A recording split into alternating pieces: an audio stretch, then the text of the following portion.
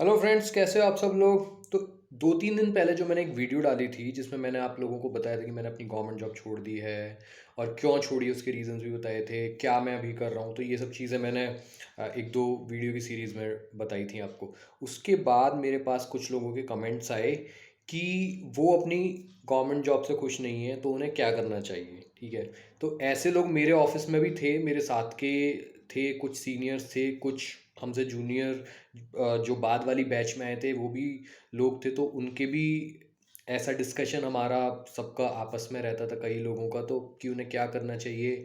कई लोग एमबीए की तैयारी कर रहे थे, कई लोग कुछ और कर रहे थे, तो कई लोग इवन गवर्नमेंट एग्जाम्स की, दूसरे गवर्नमेंट एग्जाम्स की तैयारी कर रहे थे। कुछ लोग एसएससी सीजीएल के थ्रू दूसरी पोस्टों के लिए तैयारी कर रहे थे, यूपीएससी की तैयारी कर रहे थे। तो बहुत सारी चीज़ें सब लोग कर रहे थे। ठीक है, तो एक फैक्ट मैं आपको बता देना चाहता हूँ आज। सोचना, सीरियस चीज़ है। अगर आपके मन में ये ख्याल आता है तो थोड़ा सा थॉट आप देना। वैसे फेस्टिवल वाला वीक है, आप सभी की छुट्टी होगी। कि आप सब ने पढ़ा होगा तैयारी करते वक्त भी, grass is greener on the other side of the fence. तो आज मैं इसी को लेकर चलना चाहता हूँ। ठीक है, हम ज़्यादातर लोगों के साथ यही सिचुएशन है। हम जहाँ पर हैं हम वहाँ पे खुश नहीं हैं। और खुशी का कारण क्या है कि जॉब बोरिंग लगती है, जॉब बहुत ज़्यादा बोरिंग लगती है। मंथ एंड में सैलरी आ जाती है हमारी, 5 डेज जो हमारे वीक के होते हैं, 9:30 बजे से 6 बजे तक, 9:30 से 5:30 तक हम अपने ऑफिस में रहते हैं। कई स्टेट्स में 6 दिन भी होता है। और उसके बाद घर पे आ जाते हैं, खाना वाना खा लेते हैं, नेटफ्लिक्स देख लेते हैं। अगर बैचलर हैं, फैमिली है तो फैमिली के साथ टाइम स्पेंड कर लेते हैं। पर मैं आपको बताऊं, हर जगह यही सिचुएशन है। आप गवर्नमेंट जॉब में हो, उसके अलावा अगर आप प्राइवेट जॉब में भी हो बट कुछ और नहीं करते हो, तो यही सिचुएशन होगी, राइट। तो इस बारे में थोड़ा सा सोचो। Grass is always greener on the other side. अगर आपको अपनी जॉब सिर्फ ये कि बोरिंग लगती है, कुछ और करने को नहीं है, या फिर कई लोगों का ये डेस्क जॉब होती है, फाइल्स वाला काम होता है, कई लोगों का थोड़ा ट्रैवलिंग वाला काम होता है, तो या तो उसे थोड़ा सा एक्साइटिंग आप बना लो। ठीक है, कुछ हॉबीज वगैरह अपनी देखो कि आपको क्या चीज़ अच्छी लगती है। समहाउ थोड़ा सा उसमें फन लेके आओ, थोड़ा घूमो फिरो। उसके बाद या उसी टाइम पे अपने आप से एक सवाल ज़रूर करो। ठीक है, लॉजिकली इस चीज़ को सोचना और बैठना कि आपने ज्वाइन, ये जो जॉब है, ये क्यों ज्वाइन करी थी। क्यों इस एग्ज़ाम की तैयारी आपने लग कर करी थी। कई लोगों का 2 साल में सिलेक्शन होगा, कई लोगों का 3 साल में, कई लोगों का एक ही साल में सिलेक्शन होगा। काफ़ी मेहनत करी होगी। ठीक है, अगर आप बोर हो गए हो अपनी जॉब से तो उसका क्या रीज़न है। ठीक है, बोर होने का क्या रीज़न है कि जस्ट कि भाई जॉब में वही मोनोटोनस सा एक ही तरीके का आप काम करते हो, या फिर सही में आप सीरियसली कुछ और करना चाहते हो। ठीक है, तो ये चीज़ सोचो कि ये एक पुश वाली प्रॉब्लम है या पुल वाली प्रॉब्लम है। पुल वाली प्रॉब्लम, पुल वाली जो चीज़ होगी उसमें क्या होगा कि कोई चीज़ आपको अपनी तरफ खींच रही है, कोई और ऐसी चीज़ है, कोई और ऐसी जॉब है, कोई और ऐसा काम है जो आपको अपनी तरफ खींच रहा है। एक पुश वाली चीज़ है कि जो आपकी अपनी जॉब है धक्का दे रही है, पर आपको नहीं पता कि आपको करना क्या है एग्जैक्टली exactly। ठीक है, तो ये चीज़ें अपने अपने आप से पहले सोचो। अगर आप मैरिड हो तो सबसे ज़्यादा इम्पॉर्टेंट है, अपने बाद अपनी वाइफ से आप ये सब चीज़ें पूछो। अपने आपके जो फ्रेंड सर्कल है, जो आपके बहुत अच्छे कुछ बहुत क्लोज फ्रेंड्स हैं, उनके साथ ये चीज़ डिस्कस करो। पेरेंट्स तो हमेशा मना करते हैं इस चीज़ के लिए, मतलब उनका एक ही टाइप का जवाब रहता है 99 आउट ऑफ 100 पेरेंट्स की, भाई क्यों, वाई। तो आप चाहो तो उनसे बात कर सकते हो, अदरवाइज फ्रेंड्स, और अगर आप मैरिड हो तो अपनी वाइफ से या अपने गर्लफ्रेंड या बॉयफ्रेंड या अपने हस्बैंड से आप इस चीज़ के बारे में बात कर सकते हो। ठीक है, और एक चीज़ और याद रखना। अगर आप छोड़ने का सोच रहे हो अपनी गवर्नमेंट जॉब की, स्टेबल जॉब होती है, तो आप अपनी स्टेबिलिटी को छोड़ रहे हो। ठीक है, रिस्की डिसीजन होता है ये, इजी नहीं होता।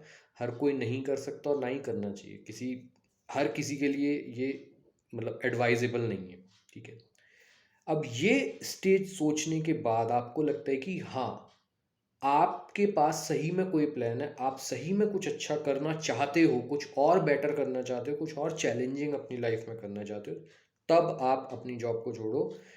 अब आप ये सोचो कि आप करोगे क्या।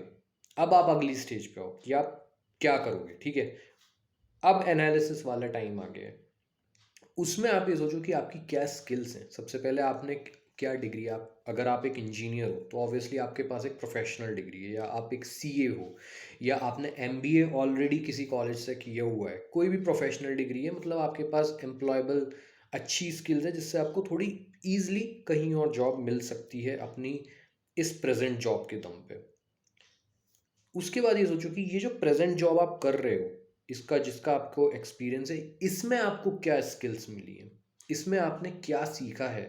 क्या आपने एमएस माइक्रोसॉफ्ट एक्सेल वगैरह पे काम किया है, डेटा के साथ कुछ काम किया है अपनी जॉब में। जो बैंक वाले जो बैंक में काम करते हैं उनके लिए इजी हो जाता है, वो प्राइवेट बैंक्स में या कहीं और रिस्क एडवाइजरीज और इन सब में जा सकते हैं। बट सेंट्रल गवर्नमेंट या स्टेट गवर्नमेंट के जो एम्प्लॉयज़ होते हैं उनके लिए थोड़ा सा मुश्किल होता है, ठीक है।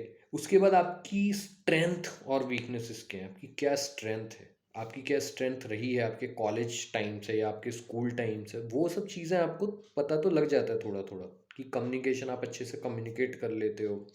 उसके बाद आपके इंटरेस्ट किस चीज़ में है आपको पता लगेगा। फिनेंस में इंटरेस्ट है या किसी और टेक्नोलॉजी में इंटरेस्ट है, कोडिंग में इंटरेस्ट है, ठीक है।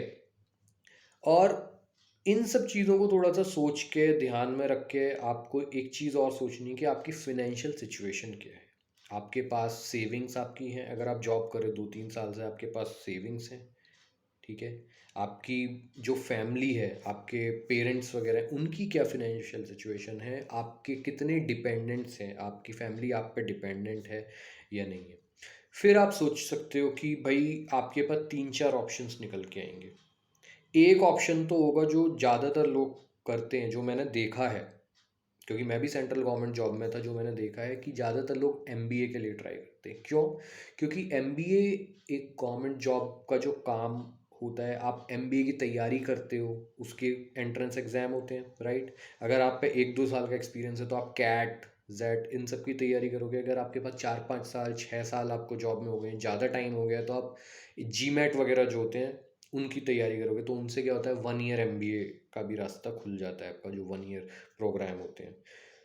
उसके बाद आप एमबीए एक लॉजिकल डिसीजन होता है, बट आपको ये याद रखना है कि बहुत सारा फिनेंशियल एक आप कह सकते हो बर्डन लेके आता है। जो आजकल जो एमबीए है 25-30 लाख से कम के कहीं पे भी नहीं है। तो वो एक चीज़ हो गई। दूसरा, आपको 1 साल से ज़्यादा टाइम देना पड़ेगा, एफर्ट लगता है आपका बहुत सारा, और टाइम लगता है। उसके बाद आप फिर से प्लेसमेंट्स में बैठोगे और आपको जॉब मिलेगी। तो मेरे जो सीएजी में मैंने देखे हैं कुछ लोग, आईआईएम अहमदाबाद में एक मेरे जानने वाले हैं, वो हमसे 1-2 साल सीनियर थे जॉब में। वो गए थे, उन्होंने 9 से 10 साल काम करा था सीएजी में। वो आईआईएम अहमदाबाद में गए थे। वो अभी उनकी जॉब लग गई है, अच्छी बढ़िया कंसल्टेंट हैं वो एक कंपनी में। उसके बाद एक मेरे साथ ही मैम आई थी, वो हमारी बैच में थी, बट मेरे ऑफिस में नहीं थी, वो कहीं और थी, दूसरे ऑफिस में थी। उन्होंने भी आईआईएम से करा था, उन्होंने दूसरे आईआईएम से करा था, और वो अभी एक फाइनेंशियल सर्विसेज कंपनी में है। मेरे साथ के कुछ लोग थे, एक तो बंदा यूएस चला गया था, वो एमएस करने चला गया था। एक बंदा यूरोप चला गया था, उसका भाई क्योंकि यूरोप से एमबीए कर रहा था तो उसका ये सीन था। उसके अलावा एक बंदे ने एसपी जैन मुंबई में एक एमबीए का कॉलेज है वो ज्वाइन किया था। तो ऐसे ही बहुत सारे, ये तो मैं जानता हूँ, ऐसे ही बहुत सारे लोग होंगे। कुछ लोग अपने फैमिली बिजनेस में चले गए, तो आपको ये भी एक फैक्टर कंसीडर करना है। अगर आपका फैमिली बिजनेस है तो आप इजीली जा सकते हो इफ़ यू आर इंटरेस्टेड। अगर आप में कोई आइडिया है, आपको बिजनेस का ये है कि हाँ भाई मुझे आगे बिजनेस करना है, तो वो भी जा सकते हो। क्योंकि एक हमारे साथ आए थे डबल उनका पंजाब में हरियाणा में काफ़ी बड़ा इलेक्ट्रॉनिक्स का बिजनेस था उनकी फैमिली का, वो चले गए थे। एक और ऑप्शन आपका खुलता है, अगर आप टेक्नोलॉजी में कोडिंग या इन सब चीज़ों में इंटरेस्टेड हो, तो आप इन सब चीज़ों के कोर्सेज स्टार्ट कर सकते हो अपनी जॉब के साथ, ठीक है। कुछ लोग ऐसे थे जिन्हें मैं जानता हूँ जिन्होंने कोडिंग वगैरह स्टार्ट करी थी, पाइथन। एक बंदे ने तो पाइथन और इन सब चीज़ों से डेटा एनालिटिक्स की कोडिंग स्टार्ट करी थी। कोडिंग डिफरेंट चीज़ होती है, डेटा एनालिटिक्स स्टार्ट करी थी, उसमें पाइथन वगैरह यूज़ होती है। कोडिंग आप स्टार्ट कर सकते हो अगर आपको उसमें इंटरेस्ट है, थोड़ा सा एक्सपीरियंस है पुराना, आपको लगता है कि इंटरेस्टिंग है, बट थोड़ा सा इन सब चीज़ों को स्टार्ट करने से पहले ना थोड़ा सा पढ़ना आपको पड़ेगा, थोड़ा सा यूट्यूब पे थोड़ा वीडियोस वगैरह देखो कि भाई आपकी इंटरेस्ट की चीज़ है या नहीं है। कोडिंग वगैरह चीज़ें ऐसी हैं, आप कोर्स में एनरोल कर लोगे, 50,000 रुपये, लाख रुपए दे दोगे, फिर आपको पता लगेगा थोड़े दिनों के बाद, 20 दिन के बाद, यार टफ जब होता जाएगा आपके दिमाग से निकलने लगेंगी चीज़ें कि ये मैंने गलत डिसीजन ले लिया। ठीक है, तो बहुत सोच समझ के इस टाइप के डिसीजंस आपको लेने हैं। तो ये कुछ तरीके होते हैं कि भाई या तो आप कुछ कोर्स करके कॉर्पोरेट जॉब में निकल जाओ, या फिर अगर आपके पास पुराना कुछ एक्सपीरियंस है, आप मतलब आप अपने सीवी को अच्छे से आर्टिकुलेट करके कर सकते हो अपने पुराने एक्सपीरियंस के दम पे, तो आप डायरेक्टली कॉर्पोरेट जॉब में निकल जाओ। इससे क्या होगा कि आपको एमबीए वगैरह के पैसे नहीं देने पड़ेंगे, आप सीधे जॉब में जा सकते हो। ऑब्वियसली हो सकता है कि आपको थोड़ा कम से स्टार्ट करना पड़े, बट इवेंचुअली आप अच्छी जगह पहुंच जाओगे।